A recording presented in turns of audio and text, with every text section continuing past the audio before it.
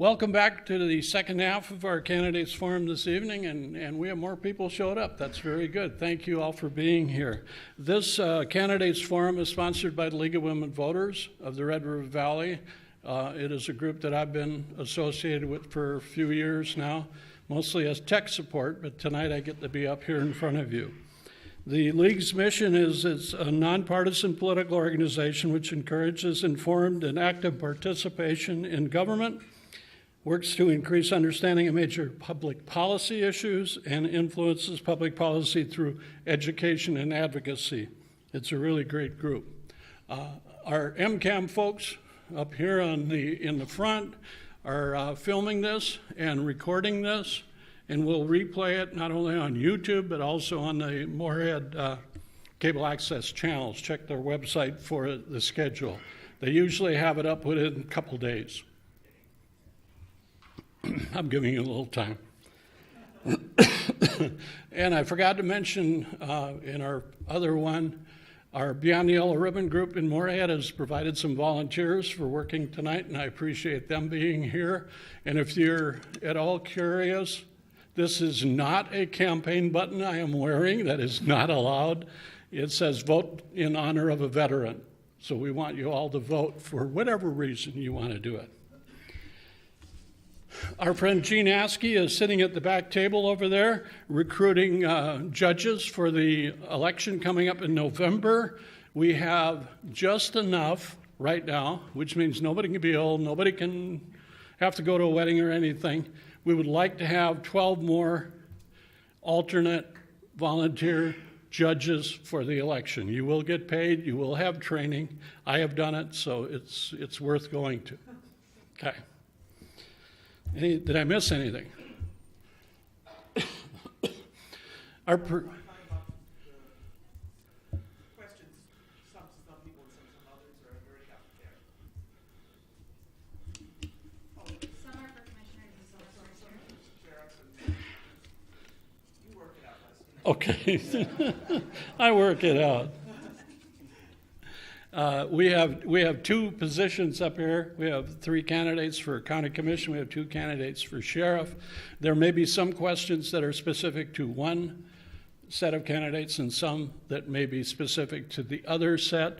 And if you want those to be directed, please indicate on your questions as you submit it. I have told all 5 of these people they may answer all the questions or those directed toward their position. That's up to them.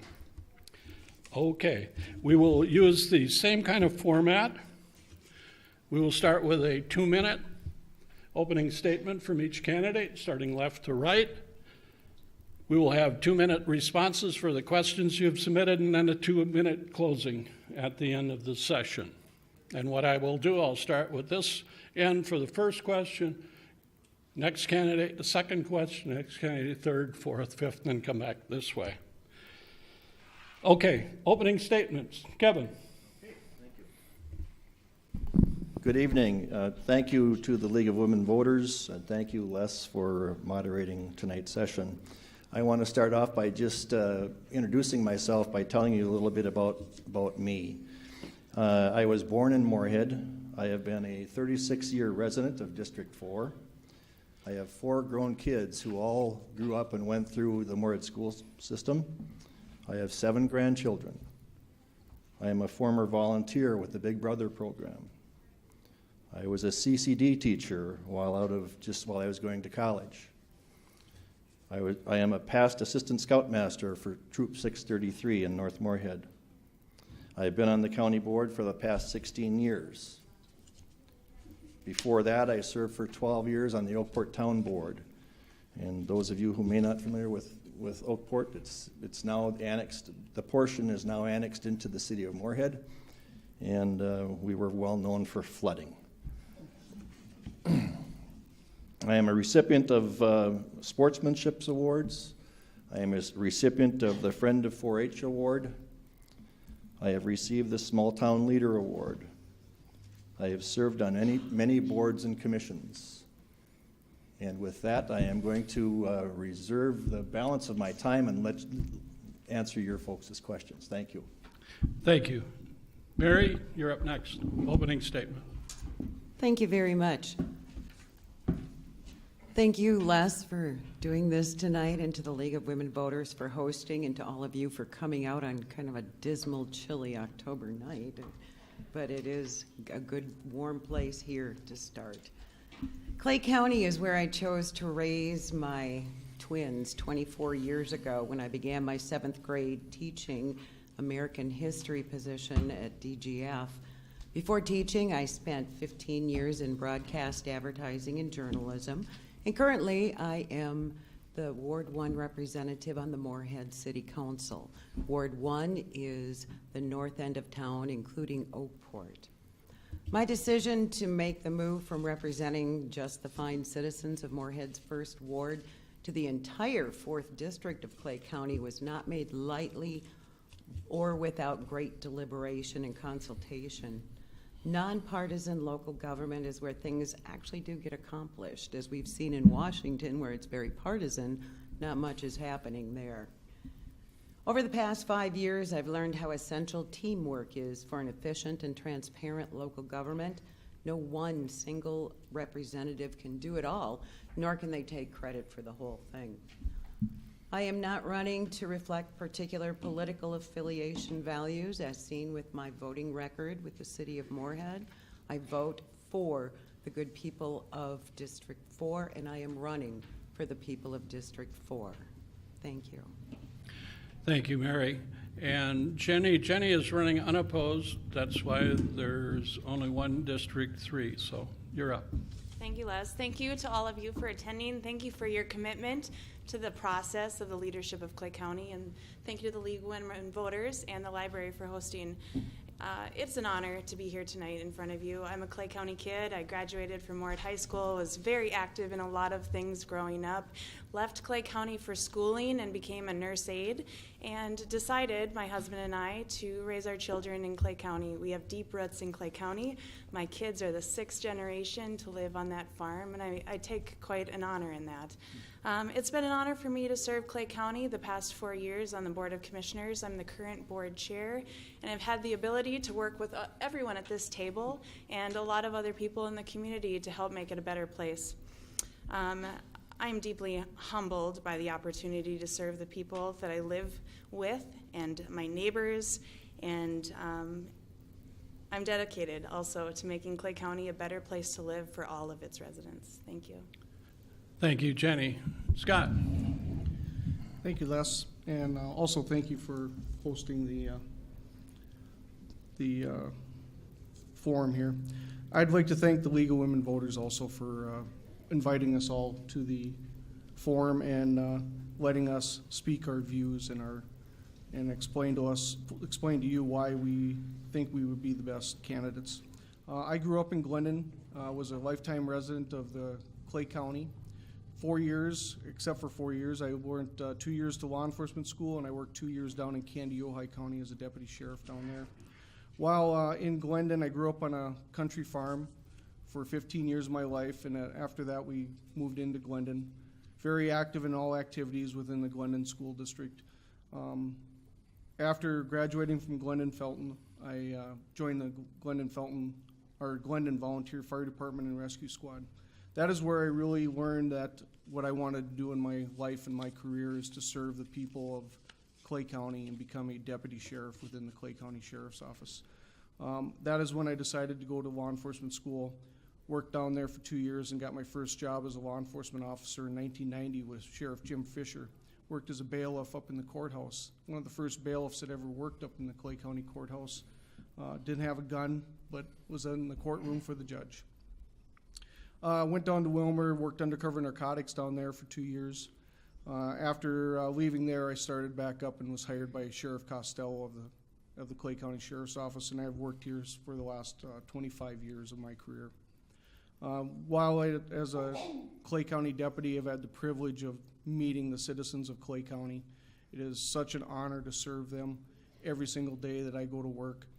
Work as a canine handler, a field training officer. I train in new deputies within our department, a SWAT team member, working now as a warrants and transport division officer, so I transport prisoners around the state of Minnesota. Most recently, I've been on the Moorhead School Board for the last 6 years, and I see my stop is up, so I will continue this later. Thank you. Thank you, Scott. Mark? Thank you, Les, and thank you to the League of Women Voters as well for having us here today. I appreciate everybody coming out here and taking the time to learn about everybody up here at the table and what our experiences are. I am also a Clay County resident. I grew up in Dilworth, grew up in a nice small community, which was very good. I always had an interest in law enforcement. At the age of 16, I joined the Moorhead Police Department Explorer Post, which was very good to attend. It just kind of made me want to dedicate my adult life to public service, which I have continued to do. At the age of 18, while I was still in high school, I joined the Dilworth Fire Department. At times I did leave class to attend fire calls, which was kind of weird to do at the time. I don't know if they'd allow that anymore. But it was a great experience for me as I move forward. I've been a Clay County resident my entire life. I've thoroughly enjoyed it. I've worked for a couple different departments before joining the Sheriff's Department 16 years ago. As a member of the Sheriff's Office, I've been a patrol deputy, a sergeant, and I'm currently assigned to the patrol division as a lieutenant. I manage the day-to-day operations of that division and the deputies. I also supervise the training of newly hired deputies to ensure that they're getting the proper training per our department policy and state standards. I supervise grant requests, and I also do daily evaluations for the deputies within my division. There's other things that I've been involved in, and I'm going to hold off before I get into those for the questions that are that will be coming forward. Thank you again for having us here, and thank you for attending. Thank you, Mark. We have this many sheriff questions. We have this many commission questions, just so you know. So what I'm going to do is I'm going to start with the sheriffs, if that's all right with you candidates. And I'm going to start with the more difficult one because it was asked at the primary. There are stories and rumors of the two candidates here of past performance issues and or hiring and or discipline issues out there, okay? I would like each of you to address them as you can. I want to get this out of the way right away. So Mark? So yes, it's no secret there was some issues in my past. I am not gonna deny those, and I've been 100% transparent with the community as it relates to those. They obviously the one big one was embarrassing for me. It was something that happened many years ago. I was young when it occurred, and I learned my lessons from it. I've moved forward from them. I don't let my mistakes define who I am. I let how I handle my mistakes define who I am. I was honest about them. I had to move forward from them. I've openly took my punishment and moved forward from that. Since I moved forward from that, I was hired with the sheriff's office. I was promoted to sergeant. I was promoted to lieutenant, and I've gone to work every day putting my best foot forward and making sure that our community is safer for everybody in here to live in.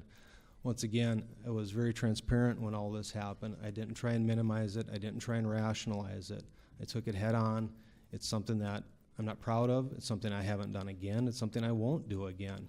But I, for sure, have not let any of my mistakes in my life define me. It's made me a better supervisor because I can relate to people that do make mistakes and error while they're out there working, and I can relate to them a little bit better. And rather than getting upset with them, we have a conversation.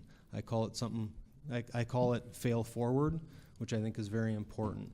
If people want to come to me, admit their mistakes and move forward from them and learn from them, I can work with that. Somebody that comes to me and wants to try and rationalize and minimize their mistakes is something that is very difficult to work with. So I won't let my mistakes define me. I have moved forward from every one of them, and I've been promoted and hired with the sheriff's office, and that was something that I did when I was a young kid, and I would hope that that would not weigh on anybody's mind at this point. I have been a stellar employee for Clay County since that stuff has come out. Thank you, Mark. Scott? Thank you, Les. As Mark said, both Mark and I have some history, some past, and I also have moved forward from that. It happened. I won't deny it. It was a part of my life that was very stressful, very busy, and but it did happen. And I took my punishment through the sheriff's office. I moved on, and I think I've pretty much discussed everything that needs to be discussed about that. Every single evaluation I've had since the time of my suspension has been perfect. I have not had any bad reviews. My lieutenants have given me openly good reviews along with the sheriff himself, so I feel that I've moved forward and there is no more issue there. Thank you. Thank you. And we're going to stay with the sheriffs for another question, okay? And I'm going to combine two questions here. The overall question is, how do you plan on keeping our schools safe? And one questioner would like you to address the incident that occurred at DGF School, where a citizen was holding a gun while students were out in the schoolyard.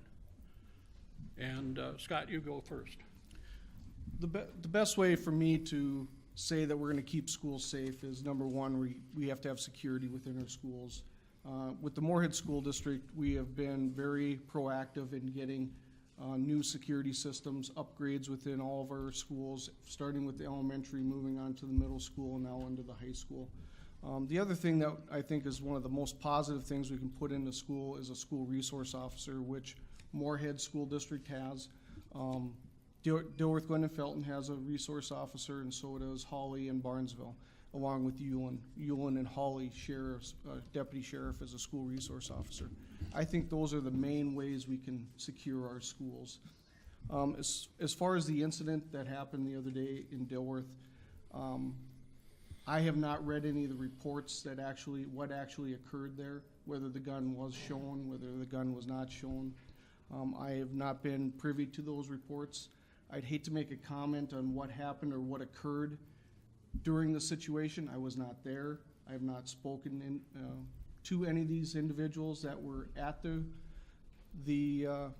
scene when it happened, so I would not make a further comment on that. Sorry. Thank you, Scott. Mark? Thank you. You know, one of the things that I said when I first announced is that I wanted to have more school resource deputies within our Clay County schools. Right now we have one deputy that spends his time between the Dilworth and Glendon Felton sites, so it's 2 sites he's working, and we have another deputy that works between Hawley and Ulen, so that's 2 sites they're working. I think it's vitally important that we expand our program and that we get a deputy or local officer, whatever it would be, in those schools full time so they're not spending their times away from those sites. The school has also taken measures to lock down during the day, so to speak, so they have one in and out door only, and the rest of the doors are locked, which is something that is very important for our school districts to have as well. One egress, one ingress. And we've also talked about more counselors in our previous conversations. There's more counselors within the school, but everything has to start at home with these mental health issues as well. We have to make sure that they are being addressed, but they have to start at home. As far as the incident that occurred in Dilworth, I was out there yesterday when we had additional police presence in the Dilworth School District area after school. It's an unfortunate incident that somebody cannot get along well with their neighbors. I viewed the video, I viewed the camera of the allegation that this person was making, and it's pretty petty. It is. It's extremely petty. And if you don't like kids on your property, why'd you buy a house across the street from the school? Kids are gonna walk on your property. I grew up in Dilworth. I walked on that property myself. It was displayed in a holster while she was inside her house. Therefore, it makes it very difficult to charge her out. We responded to the call for service. We investigated the call for service along with the Dilworth Police Department. We did everything we could. We brought it to the Clay County Attorney's Office. We are not able to charge that out according to the Clay County Attorney's Office, so our hands are tied. What we can do is we can provide that extra presence in that area now that we know that we have an issue there, and we will continue to provide that extra presence in the area, as well as the school changing their evacuation routes and locations for the kids to go to. Thank you, Mark. I believe that the school safety issues are not only a sheriff's responsibility, it's a county commissioner's responsibilities as well. Therefore, I'm going to ask the 3 county commission candidates to respond to how do we plan on keeping our students safe in Clay County? And Mary, you're up next. Thank you, Les. First of all, I would like to thank the Clay County law enforcement for the extra presence. We have appreciated it. I do teach at DGF. Story of my life, I missed the action. I was celebrating my daughter's wedding, so I wasn't even in town yet. However, my sub left detailed notes on it, but thank you all very much. Definitely the counselor issue. I have seen such an increase in the mental health issues, particularly it seems in the past 7 years or so, both with my students and their parents, and the effects that it has, and the effect that it has on a community, because the mental health issue is key to so many of the services provided by the county. And I think that addressing it that way, I would like to ideally see 1 resource officer at every school site, whether it's feasible or not. I know there's some grants or whatever with funding is an issue, but I would like to see more law enforcement present if possible, and definitely more counselors and school social workers to start getting that, because I believe I walked in when Mr. Marquardt was saying that he has heard from preschool teachers, and that is exactly it. We see it all the way up. I work with 12-year-olds, and we are seeing it in ways I've never seen before, and it seems to be increasing, as are the needs of these kids. So I would say increase law enforcement and just keep people aware, and I definitely think that we need to redesign many of the physical entrances into the schools, because a good share of our schools, the design is from the 1950s or 60s or even the 70s, when none of this violence was even heard of. And it's a reality for us. Thank you. Thank you. Jenny? Thank you. Well, I think the most important thing is that we're having this discussion. I mean, it really is something that affects everyone, and a student is only going to be as strong as the environment in which they live. And so the opioid crisis that's affecting all of these kids, yes, it's emotional, I'm sorry. When you live in dysfunction, you can't be expected to excel. And what we're seeing is the needs that we have in our Head Starts, in our kindergarten classes. Social services is telling us the needs as at 3 years old is worse than they've ever experienced. And we should be outraged by that. We should have a discussion. We shouldn't be offended that we are having to spend money on certain things to help kids with therapy. Right now we have Lakeland Mental Health Services partnering with all of our school districts to get people help in the schools. But it goes beyond that. You can only help so much in the school if the home is in crisis. You saw what we had to do with our law enforcement center. Our numbers with the jail is going up. Most of those people have kids, and those kids are in protective custody. Our out-of-home placement numbers are going crazy. At some point, we have to get to a point where we're not just reactive, but we have to be proactive. And I don't have all the answers, but Clay County has some fantastic programs that we're doing that I'm really excited about. And I think it just has to be a community effort, that if you see someone in crisis, you reach out to help, or let them know where there's somebody that they could get help. Thank you, Jenny. Kevin? Yes, thank you. This is a very big issue, and you know, we can start off by saying that we've put school resource officers into all of our schools. That's a good thing. I would support if the Sheriff's Department came to me and said we need to do more of that, I would be supportive of it. Going along with that, Commissioner Mojo was right on target. We need to start reaching these kids at that very, very early age. When you start seeing some of these national things that have happened in some of our schools, there's telling tales that go with a lot of these people that it started very, very early in their young years. So we do need to have that counseling. Jenny mentioned about the out-of-home placement. For all of you folks here in Clay County, almost 10% of our levy budget here in Clay County goes to cover out-of-home placement costs. 10% of what we levy goes to cover out-of-home placement costs. We need to do much better. And I don't care who the 5 commissioners are on the board or who's sheriff. It's not going to be just us to do it. It's going to be all of you helping us do it. When you see early signs of something going on with these kids, you need to speak up. It's your duty as well as ours to speak up and to take notice when there's the potential for harm to come or somebody's going in the wrong direction. And that's a plea to everybody to help us solve the problem. Thank you. Thank you. I have another question, and what I'm going to do this time is have the 3 county commission candidates respond to it first, and then I'll go to the sheriff candidates. And Jenny, you will be up first. Okay. What role should the county play in dealing with the opioid crisis in our area? Well, I definitely think that we're currently very active in that.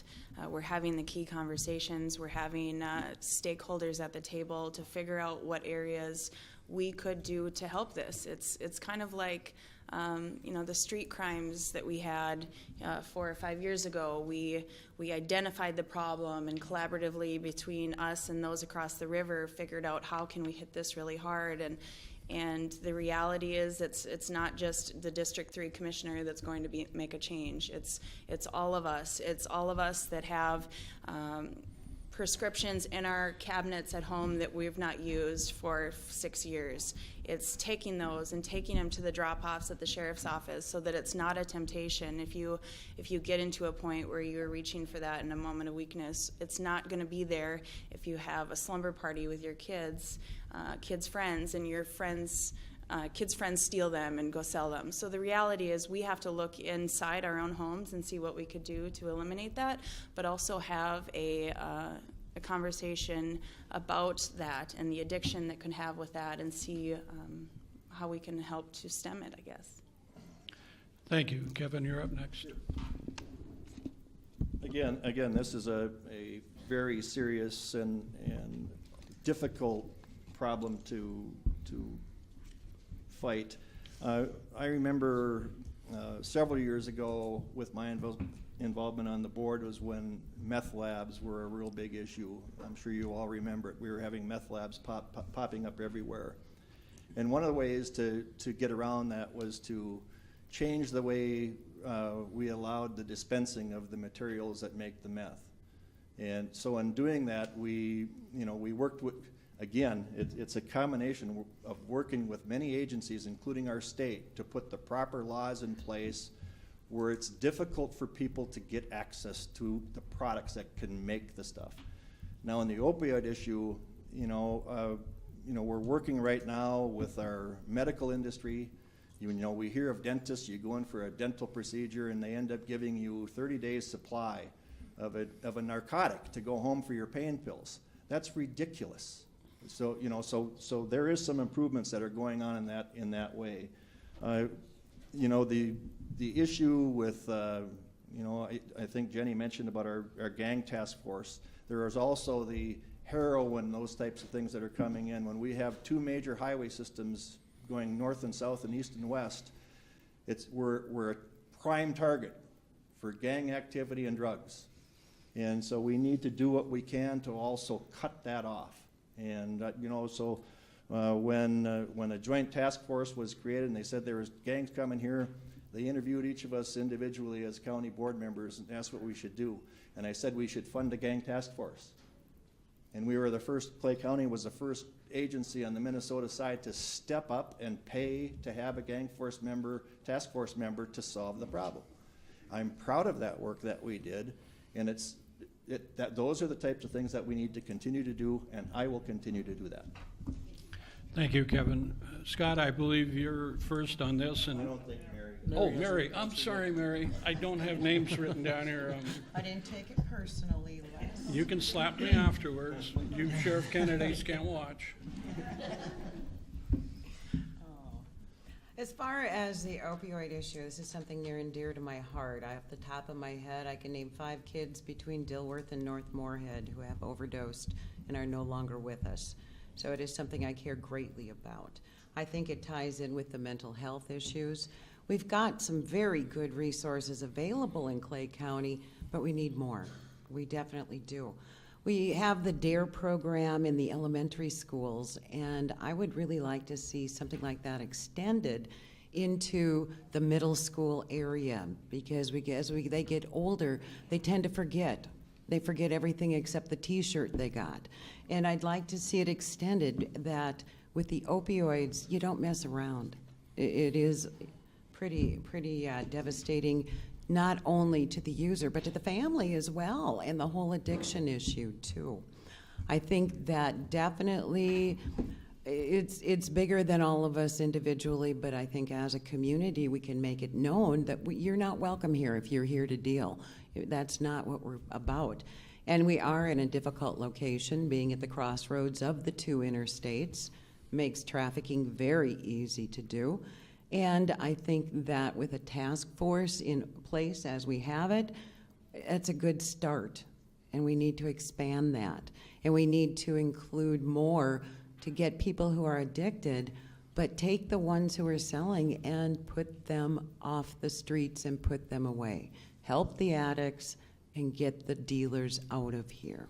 And I think that's what we need to do, as well as reminding our medical people, let's go to other options than the opioids or the narcotics. Thank you, Mary, and again, I apologize for missing you. Scott, I'm gonna read this again for the 2 sheriff's candidates.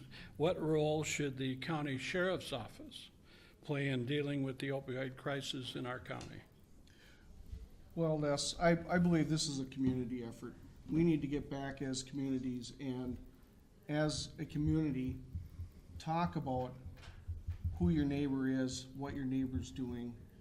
We just had it the last week where we had a narcotics bust in Moorhead where people have said he's lived there for years and he's been probably dealing drugs out of that home for years.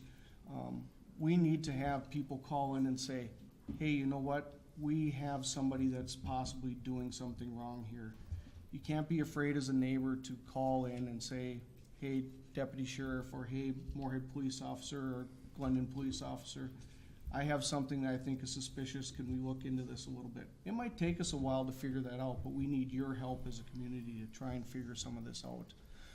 The other thing I think, I agree that we need more programs within our schools as far as the DARE program. And one of the DARE programs I've been looking at just recently is called a K-12 Opioid Abuse Prevention Program. And I've been looking into it. It talks about teaching the students how bad heroin is for them. And it starts from the kindergarten grade on up to 12th grade. And I think we need that. We need the students to know how bad this is.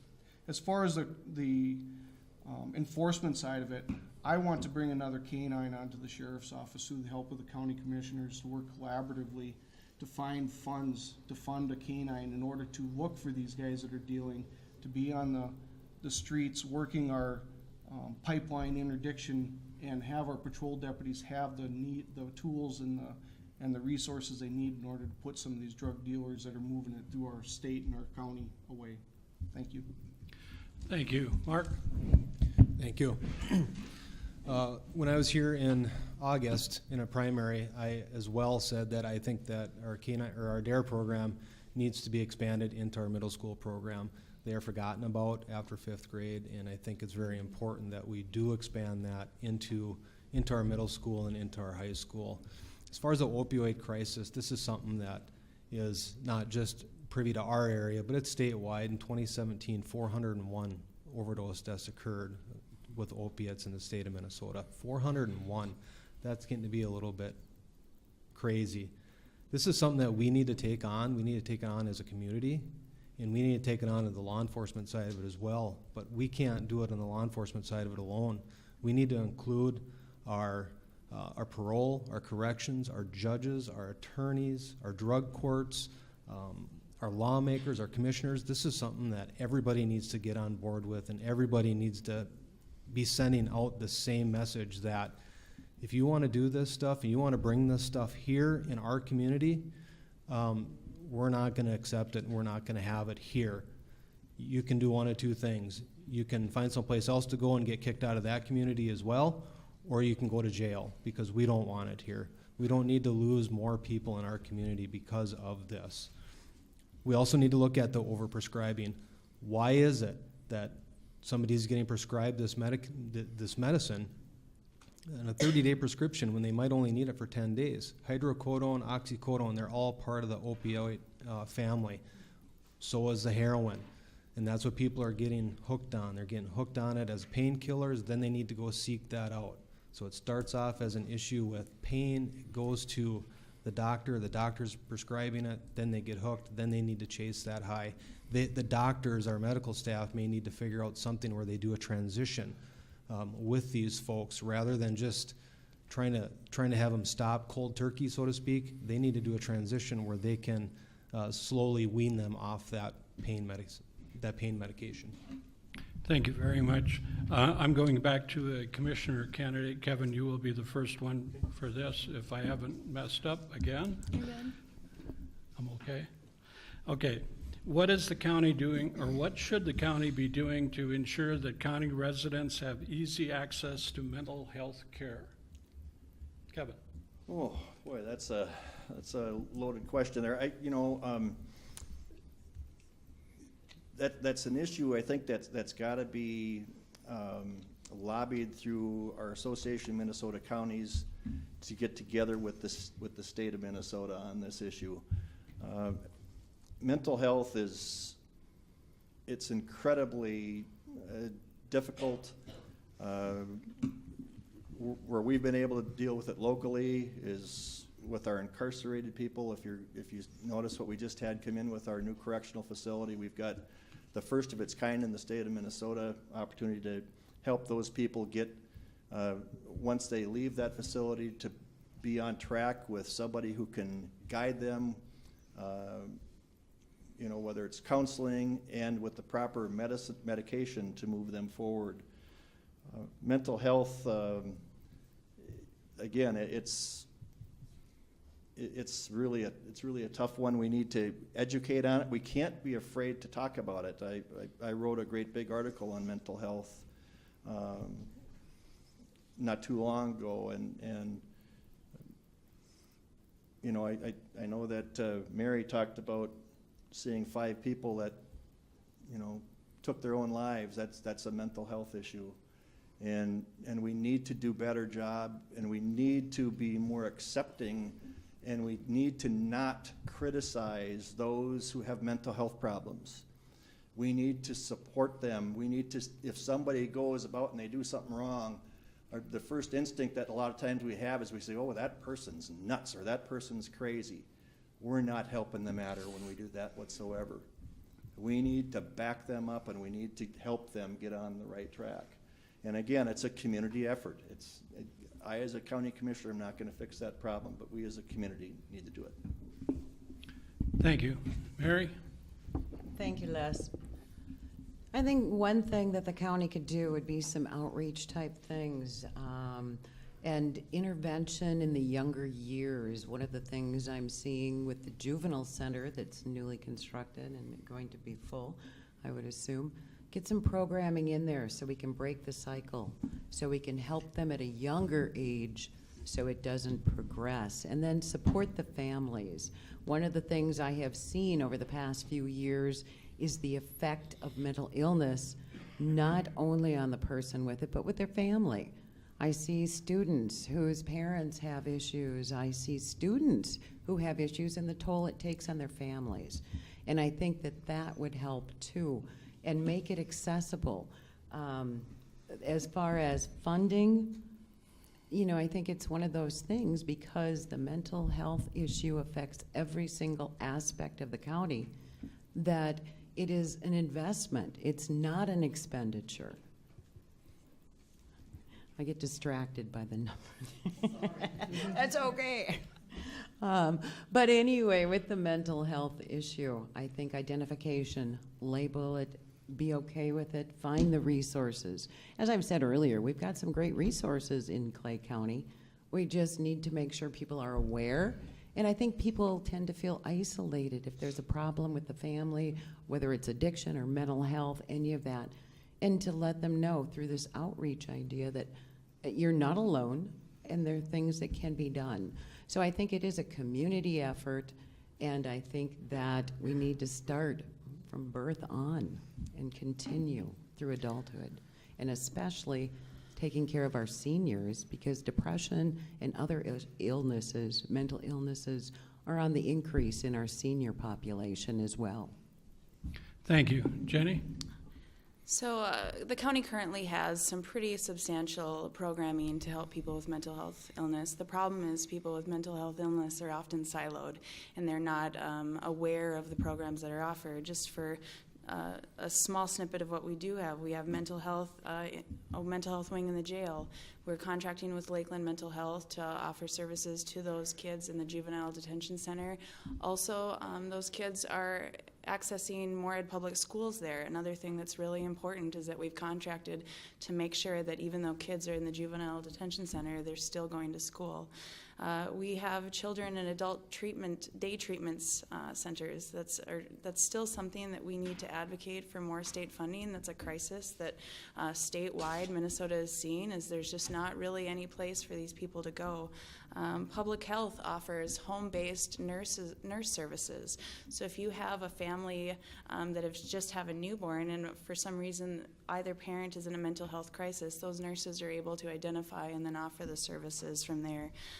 Home-based Head Start is also something that's really important that we have in Clay County that identifies kids with needs that could be identified at 2 or 3 years old, where before we wouldn't be noticing that until they're going to preschool. I'm happy to have served as the vice chair of Lakeland Mental Health. We're advocating and lobbying at the state level to help get more funding for these places. I've also traveled to Washington, D.C. on behalf of Community Action to help advocate for the community block grant funding, something that's vital to the programs of Clay County.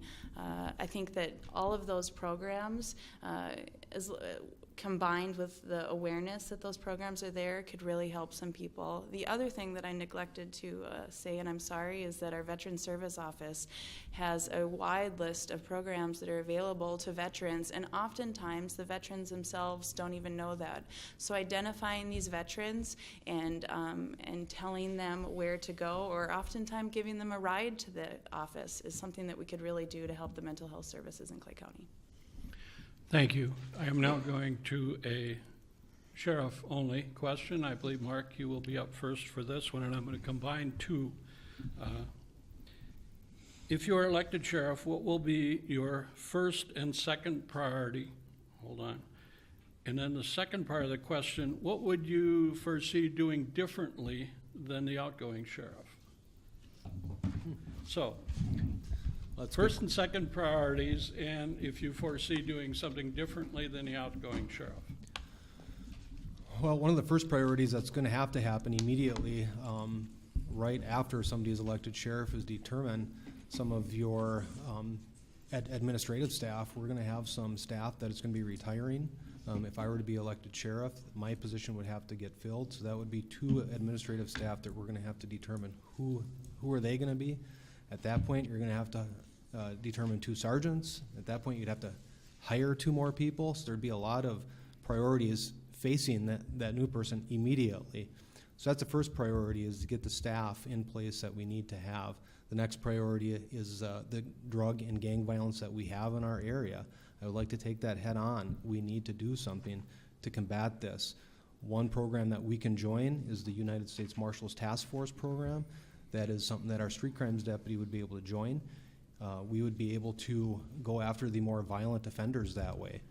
I don't like the drug and gang violence that we see in our area, and we're seeing it way too much. For example, not too long ago, we had a motorcycle gang party in one of our rural bars. I did not like that, and I was asked about that, and we hit that head on, and we made them very uncomfortable in our county bars. They didn't like it. They didn't like the fact that we were there, and I would continue to do that until they find someplace else to go. I'm all for people in our community, welcoming them into our community, but we do not need their criminal activity in our community. That is one thing that I think I would do differently than Sheriff Berquist. Sheriff Berquist is a great man, and he's done a lot of wonderful things for Clay County, and you can't take that away from him. But I would definitely hit the drug and gang violence that we have here in our area head on. Not just me, obviously, but it would have to be, again, a community-wide law enforcement approach when we do this. Get all of our other agencies involved with this, because this is something that we need to do to make our area safer for everybody that's in this room and for everybody that's within Clay County. Thank you, Mark. Scott? Thank you, Les. The first thing I'm gonna do and the first priority I'm gonna make if I would become sheriff, and this would probably be done even before I actually took office, is I'm gonna sit down with the administrative staff, and I'm gonna figure out what their goals and what their needs are, so I can work with the county commissioners in order to try and come up with a game plan on what we need within Clay County to help the citizens of Clay County. The second thing I'm gonna do is I'm gonna sit down with the employees I have with the Clay County Sheriff's Office, ask them what their needs are and what they expect of me as a sheriff.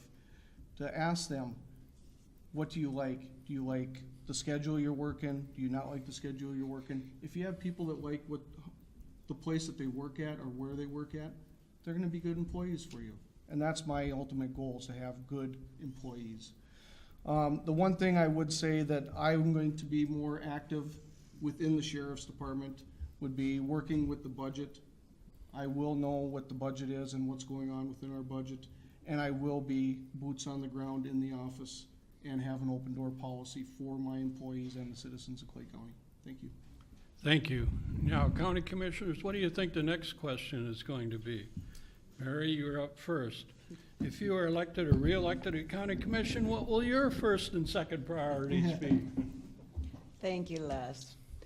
One of my first priorities would be to be part of the team that establishes a very sustainable budget. I have concerns with our rural people in particular right now with the insecurities in the farm prices. And I think we need to take a look at equitable taxing on the property, urban versus rural, and keep that going. I think that another thing too would be to continue and expand the exact services we've been talking, and that would be the mental health. Because I think that if we can address the mental health issue, a lot of the other issues in the county will actually take care of themselves, or at least improve because of that. Whether it is children in out of home placement or things like that.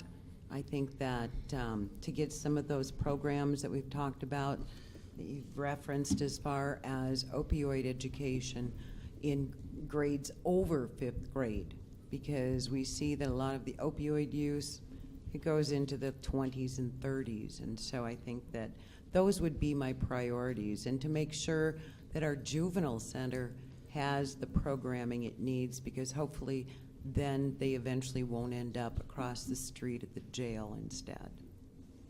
Thank you. Jenny? Thank you. It's no secret that services take a substantial amount of money. And one thing that I'm proud of in the past 4 years while being on the commission is that I've really encouraged seeking grant funding for programs that we've identified as very important. And the reason being is obviously if we can get the grant funding to pay for it, we can ease the levy burden there.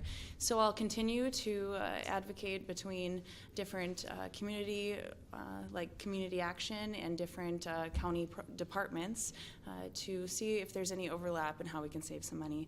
Another significant issue that Clay County has been dealing with is the worker crisis. We oftentimes will have a significant amount of job postings, and where 5 years ago we would have had 90 to 100 people apply, oftentimes we're seeing less than 10 people. And so we need to look critically at how we recruit people to come and work in Clay County. We're in the process, in the last month, have started the process to do a wage study to determine where are the shortfalls and why aren't we seeing people to come and apply. And obviously, the tax burden is another thing. It's as the only person on the Clay County Board that has rural land property that I'm paying land taxes on, I understand that burden, but I also understand the burden on residents as well. And so we have to be fair in how we look at all the programmings while addressing the needs of our county. It obviously is a wants versus needs, but I think we have a pretty good handle on where we're going countywide, and I would like to continue the opportunity to look at that. Thank you. Thank you. Kevin? Yeah, I think all of these questions that you've raised tonight for us, all of those things are important issues that need to be worked on, and continue, and I will continue to do that. And I think one can look to past accomplishments to maybe get an idea of what your abilities are to get things done. And over my period of time, I think most people understand that I led the efforts on the new law enforcement and correctional facility. I led the efforts on the sales tax that was overwhelmingly passed by the citizens of Clay County, that also then helped keep property tax down. We built a $52 million facility without raising property taxes. Go any place else in the state of Minnesota, any county, and see if they did that. That's fiscal responsibility that we're at work. I was involved with the Certified Flood Protection Plan for Oakport. I helped write the safe, clean, adequate water supply that we have through the Moored Public Service that protects our wellhead protection system, or our permanent water supply. Clay County is the fourth largest growing county in the state of Minnesota for the last 7 years. That's no accident. It's things that we've done to attract people to be here and to move here and to live here, and the positive message that we put on. Working with the mental health and the opioid issue is something that's going to be ongoing. I do support the FM diversion at the Plan B. If we don't have permanent flood protection here, we are going to have serious problems. And, you know, Commissioner Mojo mentioned the workforce issue. The workforce issue is going to be one of the major issues facing every county in the state of Minnesota coming up because of our elderly population retiring. We're going to have to find people to take on the jobs that we have here. Thank you. I'm going to take the liberty of combining a question with your closing statement, just because that way we'll get them all done. I'm going to read this question. It's directed to the sheriff, and Scott, you'll be up first. Sheriff position is top law enforcement rank in the county, requiring exceptional leadership and skill. What opportunities and activities have you actively pursued to prepare yourself for that position? Okay, that's going to be the question, and we're going to roll into your final statement. I believe that county commissioners require the same kind of exceptional leadership skills, so you answer that as your final. And I'm going to start with Scott, come around here. I'll give you 3 minutes each. Yeah, we'll give you a little extra time. Well, I'm going to start out, and thank you, Les, for that question. I'm going to start out where my leadership skills started was way back when I grew up on the farm. I learned my morals and my ethics growing up on the farm, going to my church, living with my family, being part of the community. That's where I learned the beginning stages of my leadership. Then it continued on when I became a Boy Scout and an Eagle Scout, and continued to be a leader within the Boy Scout community. I continued that with the volunteership that I had within the Glendon Fire Department, working as just a volunteer fireman and rescue squad member, working my way up into a training officer. From there, it just continued. Going on to law enforcement, I started in the job as law enforcement, working with individuals that would teach me, you need to listen and you need to hear what people are saying to you. And I think that's great quality of a leader is learning to listen to what people are saying to you. Working with my field training officers that I'm teaching how to become law enforcement officers, to be good law enforcement officers. Listen to the people that you're talking to. Treat people the way you would want to be treated. That's what you need to do to be a good law enforcement officer. Get out there and speak to the public, speak to the community. All of that just kind of got me going into the leadership roles that I'm in. Then I continued on and started with the Moorhead School Board. And the Moorhead School Board has taught me a lot with leadership.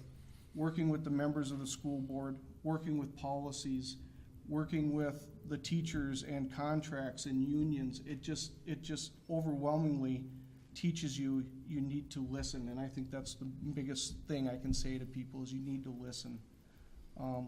Might not always agree with you, but you need to listen. So that is my leadership skills. That is the type of leadership I'm going to bring to the sheriff's office. And now we want to go to the closing. You got another minute. Okay, I Let's can close. close here. So some of the things that I'd like to do if I became the next sheriff of Clay County, if I had the privilege and the honor to be the next sheriff, to serve you as a community, I want to stay involved with the community, stay informed, be part of the community, have the citizens want to come to us and say, here's what's going on within our communities. Work on the mental health and the chemical dependency we have in our systems. Work in this new jail facility, or I'm going to say correctional facility, as we spoke about today. This correctional facility is the one and only one in the nation that has a mental health behavioral pod in it. So we have the opportunity as a sheriff's office to bring in and bring forth a new direction for correctional institutions. And that's by helping people who are addicts and helping people that are in mental health distress in order to bring them into a new life and a new community. Thank you. Thank you. Mark, same question. Thank you. Well, as we alluded to right away when we started this, there were some issues in our careers when we first started that we had to overcome. I overcame those issues and I wanted to move forward from them. I wanted to be the best leader that I could be within any organization that I was with, and I think I have done that.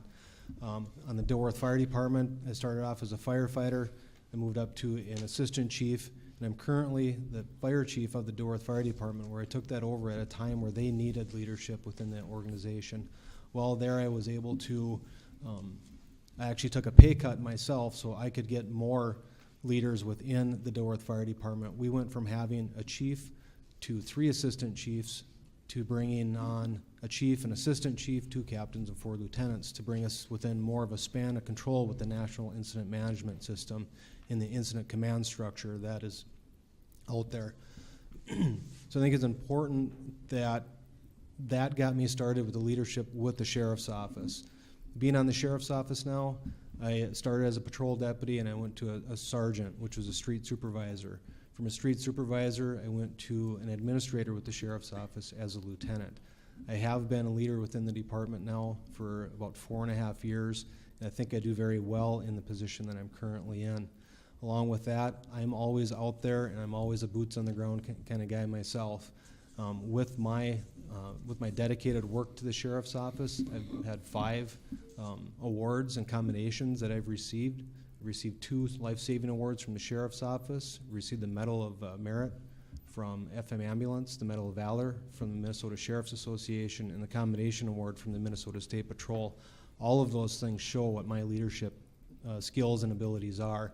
And I think with the sheriff's office, and if elected sheriff, I have the experience needed and necessary to take on this role day one to ensure the continuity within Clay County and for our community members of Clay County, along with the employees of Clay County. I am ready to take those roles on, and I am ready to get out there and start working hard for everybody in this room and Clay County. Thank you. Kevin?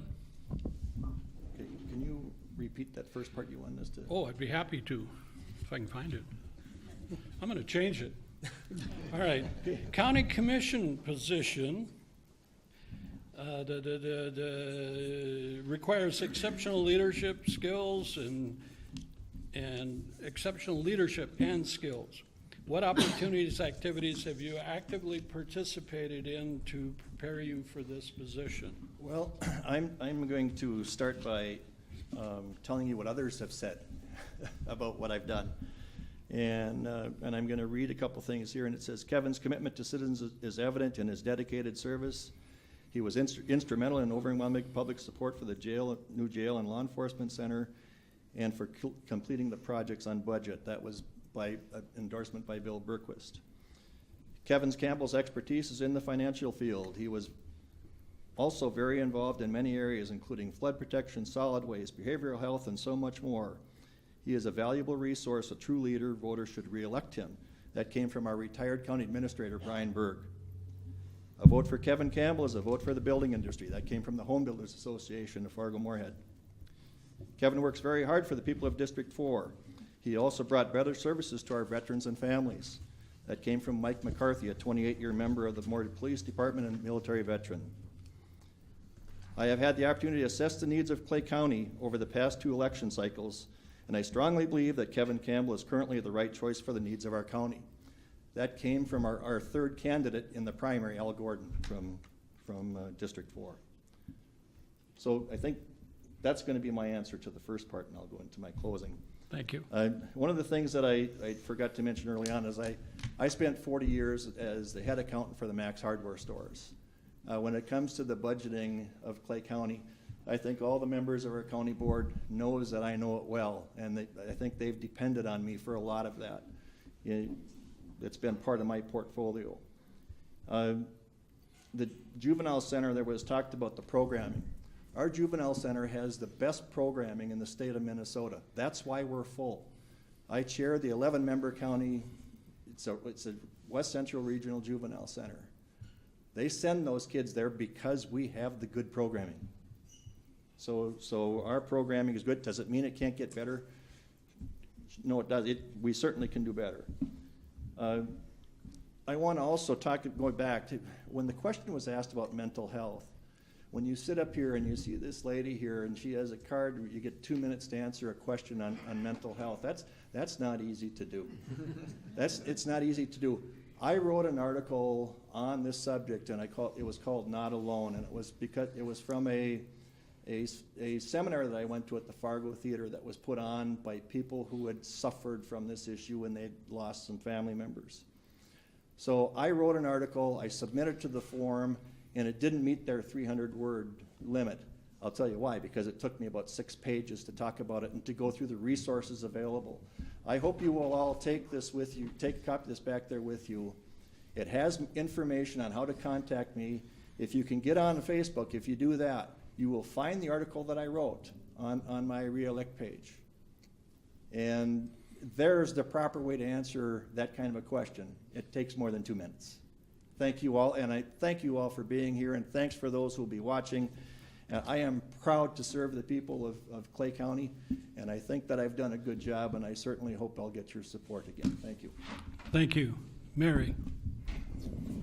Thank you, Les. Well, my training for leadership position began when I was about 2.5. I'm the oldest of 6 kids, and so it just kind of came in naturally. As far as what I've done, I am a leader teaching middle school kids every single day. I've been active with the laborers, the workers of Clay County in many ways, and have been in leadership positions with my own school union and some others as well. As far as leadership skills, I may not give an answer right away. I will do the research. I will find out, and then I will give a solid answer. I'm not going to do a knee-jerk answer to a question I don't know the answer to. I think that as far as other leadership skills go, I think that my communication is pretty good. I speak well and often, and I write very well also. So with that, as far as what I bring to the table, I have been a leader in the city of Moorhead for 5 years now, and we have done some good things in North Moorhead. But as I said earlier, it takes a team. Something as simple as one stoplight at the corner of 11th Street and 15th Avenue involved not only the city of Moorhead, but the city of Moorhead engineers, the county, MnDOT. I could go on, and that was after the toll bridge was opened. So it takes a team, and I'm a good team player. I'm not going to solo. I want to thank you all again for being here tonight. I really appreciate it. I feel the commission needs a fresh look at the needs of our county through the eyes and expertise as somebody working in the trenches every day who sees not only the great results, but the unfilled needs. I see both. I see all things. And in my 25 years of teaching, I have seen the great role and worked with Clay County Services, not just to our young people, but all of our residents in the various things that I've done. Public health, road maintenance, law enforcement across the county and in our schools, social services, permanent flood protection, the food program. I could go on. And I've had business with all of them. And in my years of service to the council, I decided to make the move to the county so I could do more good for more people. Thank you, and I'd appreciate your vote. Thank you to the League and Les for hosting us tonight. Thank you very much. Jenny? Thank you, Les. As a child growing up in Kurtz Township, I was fortunate to be surrounded by people that took the time to lead and advocate for others. From them, I decided that I wanted to be part of different activities, Key Club, athletics, the arts, church Sunday schools, 4-H. Those were formative years that led to a foundation in myself that made me want to advocate and care for others. As a nurse aide, caring for the residents of the nursing home was probably the most important job of my entire life.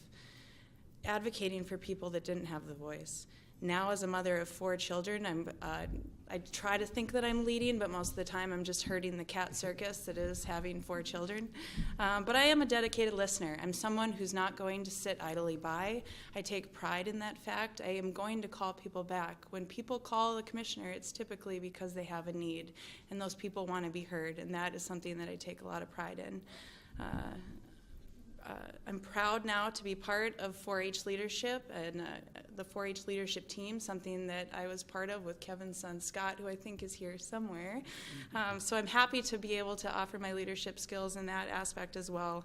I'm active with our church and different boards. I've decided to be on, I think I have about 30 different boards and committees on my portfolio, and a majority of them I'm either chair or vice chair, something that I've chosen so I can help with my leadership skills.